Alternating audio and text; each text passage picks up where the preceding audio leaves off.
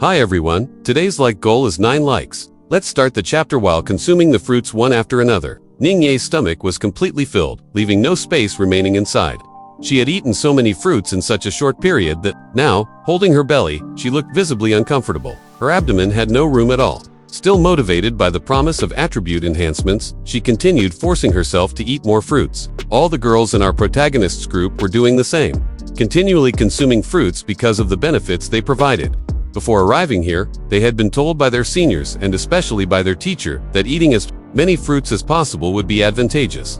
That's why, alongside RMC, all these girls were also stuffing themselves with the fruit stuff. As RMC was picking and eating fruits from the trees, a dark, shadowy energy suddenly began to emerge nearby. RMC immediately sensed it. It was a dark fruit known as the first fruit. Pointing toward it, RMC turned to his sister and asked, "Sister, what is this first fruit?" The moment Mohan heard the words first fruit escape her lips, she was instantly stunned. Her face registered complete surprise, disbelief, and concern evident from her reaction. It was clear that this fruit was something very significant. She replied, "So this fruit still exists." In the past, many people died because their bodies exploded after consuming the first fruit. Their teachers suspected it was because the attributes it grants were too overwhelming, and the individual who ate it simply couldn't handle it. As soon as our protagonist heard about the importance of this fruit from his sister, his expression turned serious. He said, "If that's true, then this fruit's effect must be really powerful. Sis, I want to try it." Hearing this, Mohan became visibly tense and immediately refused. She said, "No, don't try it. It could be dangerous." However, RMC had already made up his mind and was not going to back down. To persuade his sister, he said, "I'm confident. Besides, the teacher left a soul imprint for me in the Hall of Heroic Souls. I won't actually die." At this moment, he put on an innocent expression, one clearly designed to win her over. Mohan, hearing her brother's stubborn words, didn't say much but became extremely anxious. Light beads of sweat began to form on her forehead from the stress. After listening to him, she replied, "If you're determined, then go ahead and try. But if you fail and are revived, you must obediently stay at home and never venture out to do dangerous things again." As soon as our protagonist heard this, he lit up with joy. Then Mohan, clearly angry, added, "If you die here, I will protect your body myself." Ningyi and Moyen had been quietly listening to this tense exchange between our protagonist and Mohan. Both looked completely confused and certain what kind of strange, serious conversation was unfolding between the siblings. After that, our protagonist walked directly toward the fruit's only one on the tree, surrounded by dark energy from all sides. A faint golden glow shimmered softly from within it. From its appearance alone, the first fruit looked extraordinary. Without hesitation, our protagonist plucked it from the branch. But as he did, the air around him began to stir. Gusts of wind started to blow, and within those winds, glowing leaves and branches from the tree encircled him. Alongside those branches, wisps of dark energy became visible, swirling around him. Feeling this strange phenomenon, RMC was stunned. As soon as he took the fruit, the very tree it grew on began to wither, rapidly, its energy completely fading away. Witnessing all this unfold, our protagonist exclaimed in amazement, "This looks like a vision or an illusion. It seems this thing is definitely extraordinary." Right after saying that, he began to eat the fruit. The moment he bit into it, his face twisted in discomfort. The fruit was extremely bitter just from his expression. It was clear it tasted absolutely terrible. Despite the dreadful flavor, the effects were incredible. This single fruit boosted all 4 of our protagonists' dimensional attributes by nearly 200 points each. After eating, he began to cough slightly, clearly feeling some discomfort. As soon as the 3 girls Mohan, Ningyi, and Moyan saw him in that state, they panicked and rushed over, asking anxiously, "How do you feel now?" RMC replied, "Although my attributes increased a lot, it was just way too bitter." The bitterness still lingered on his tongue. Seeing him looking somewhat weak and uncomfortable, Ningyi quickly handed him a sweet fruit of the same kind they had eaten earlier. Without hesitation, RMC took the fruit and ate it, but as he bit into it, he winced. This fruit also tasted bitter. Seeing this, Ningyi grew slightly anxious and asked, "No way everything now tastes bitter to you." RMC responded, "But the effect is incredible. My 4-dimensional attributes just jumped to 200. As he said this, he began to think to himself, "Even with my skill sealed and attributes reset, the power of this fruit is still surging through my body. If the skeleton army hadn't helped absorb some of the damage, I wouldn't have been able to endure it." Just then, the group started to hear sounds nearby, faint movements and stirring all around them. Listening and sensing the disturbance, they couldn't quite figure out what was happening. But as the sounds grew louder, they started to realize it resembled a battle taking place outside.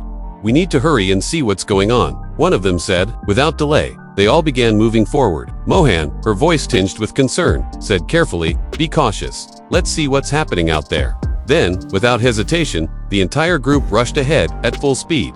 Outside, they saw a group viciously attacking another party, beating them down mercilessly. Just then, our protagonist's group arrived at the scene, watching the brutal fight unfold. Mohan said, "Seriously, the ones being attacked have their skills sealed, and they haven't eaten the fruits." Among the attackers, one man stood out, Julin, a level 40 Saint Word Knight.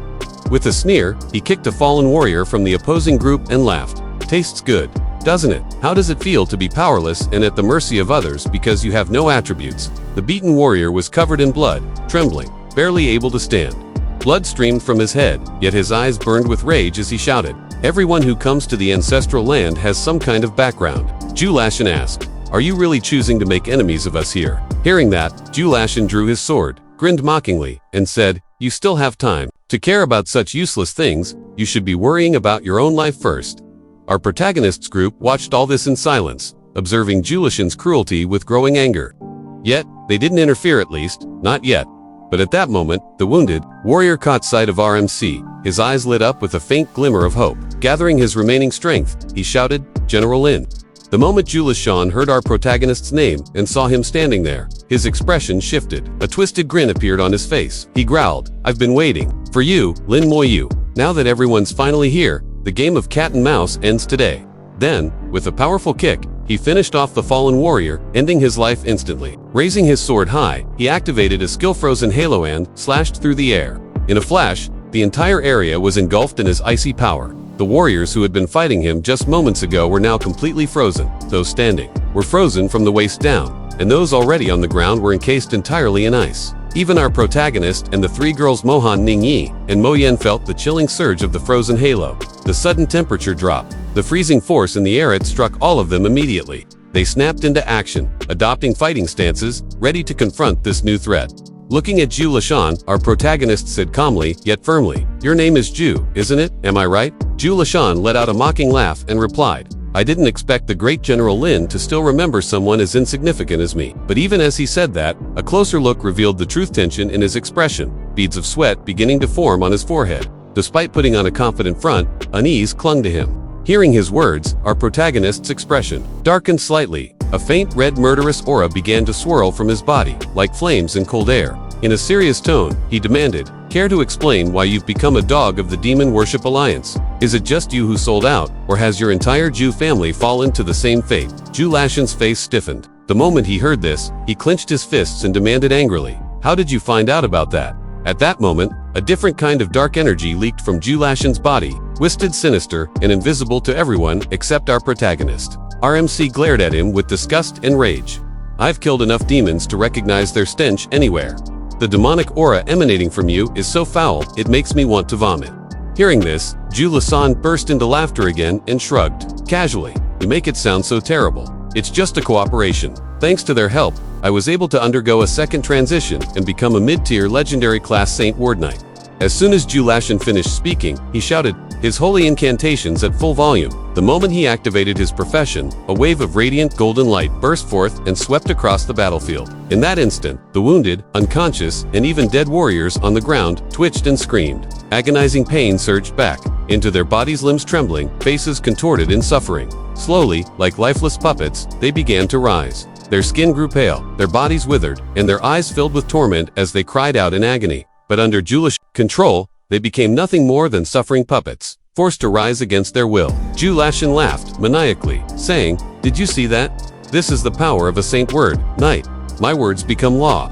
You all may have eaten the fruits, but before me, you're just helpless lambs waiting for slaughter." The warriors, barely able to stand, still retained some control over their minds.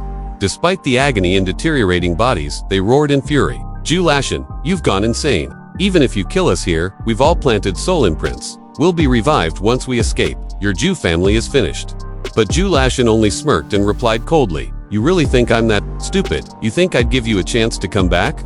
At that moment, he raised his hand, revealing a dark, ominous artifact in soul-killing barrier stone, a deadly relic capable of destroying souls within its range. Anyone who died within this barrier would be erased, completely no resurrection, no second chances. With a wave of his hand, Julashan expanded the barrier in an instant. Not only were the tortured warriors trapped inside, but RMC and the three girls Mohan Ning-yi and Mo Yan were also caught within. Anyone who died here would be gone forever, no revival. No second opportunity. Julashan began to laugh darker and more twisted. You're scared, aren't you? I can smell it. I know you're all terrified, you're about to die. He cast a disgusting glance at the three girls, licking his lips, and gave a sickening smile. And as for you 3B, before I kill you, I'll make sure to enjoy every moment of it. This was it for this chapter. Subscribe for faster uploads.